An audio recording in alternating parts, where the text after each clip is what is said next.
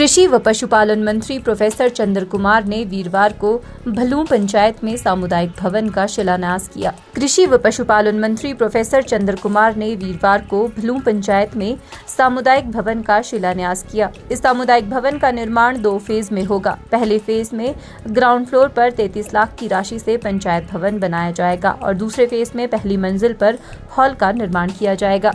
कृषि मंत्री ने कहा कि पंचायतें विकास की कड़ी होती है और इनकी मजबूती के लिए अनेक कदम उठाए जा रहे हैं। उन्होंने कहा कि प्रदेश सरकार गांव के विकास को विशेष प्राथमिकता दे रही है। उन्होंने कहा कि जब वे राजनीति में आए थे तब विधानसभा क्षेत्र में पानी, सड़क, बिजली की सुविधा नहीं थी। कृषि मंत्री ने कहा कि जहां राजनीतिक लीडरशिप होती है वहीं विकास होता है। आज विधानसभा क्षेत्र के हर घर तक स्वच्छ पेयजल उपलब्ध करवाया जा रहा है। उन्होंने बताया कि विधानसभा क्षेत्र में सबसे पहला ट्यूबवेल भलूं में ही लगवाया गया था। आज क्षेत्र में ट्यूबवेल और सड़कों का जाल बिछा हुआ है। सिद्धांता नहर और ट्यूबवेल से खेतों की सिंचाई के लिए पानी पहुँचाया जा रहा है। उन्होंने कहा कि इलाके की तरक्की तभी होगी जब सोच बड़ी होगी। कृषि मंत्री ने कहा कि ज्वाली नगर पंचायत को नगर परिषद और कोटला व नगरोटा सूरिया को नगर पंचायत का दर्जा दिया गया है ताकि विकास की गति को और बढ़ाया जा सके। इसका दूध है वो आज से 45 से 55 रुपए किलो। सबसे बड़ा कारखाना दूध का जो है वो हमने 250-300 करोड़ रुपए का कारखाना जो है वो हमने दिगवारी में लगाया, कांगड़ा में। दूध कमेटियां बनी हैं। एक पंचायत में एक दूध कमेटी होगी। जो हमारी अनपढ़ औरतें हैं बेचारी, जो गाय भैंस रखते हैं, वही कमेटियों के मेंबर हैं और उनसे हम जो है वो दूध लेंगे। एक घर से 10 लीटर दूध लेंगे और उस कारखाने में दूध से बनी हुई चीजें तैयार करेंगे।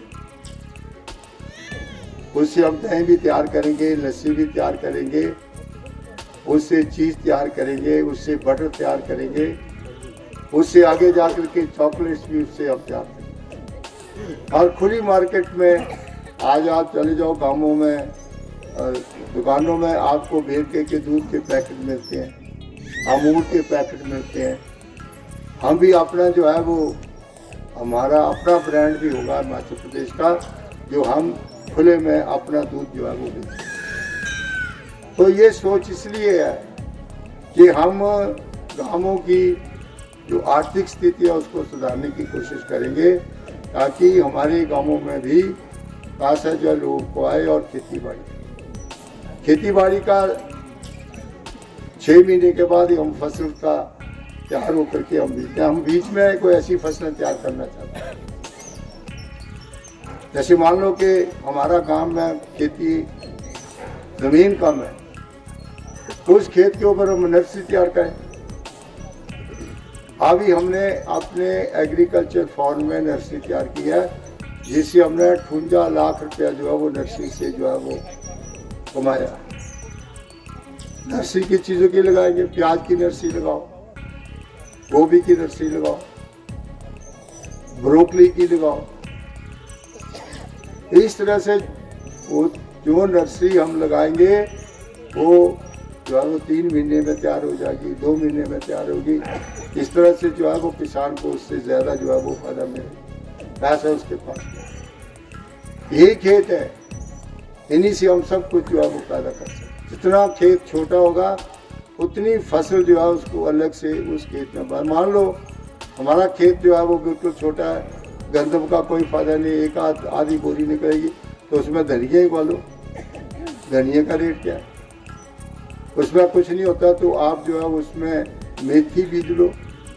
अगर कुछ नहीं होता तो उसमें हल्दी पैदा कर लो। अगर कुबोग नहीं होता तो जीरा ही पैदा कर लो। तो जितना खेत छोटा होगा उतना ही हम जो है चाहेंगे कि उस खेत से हमें ज़्यादा आमदनी जो है मिल सके, उसका हमें फायदा मिले, क्योंकि उसके रेट ज़्यादा मार्केट।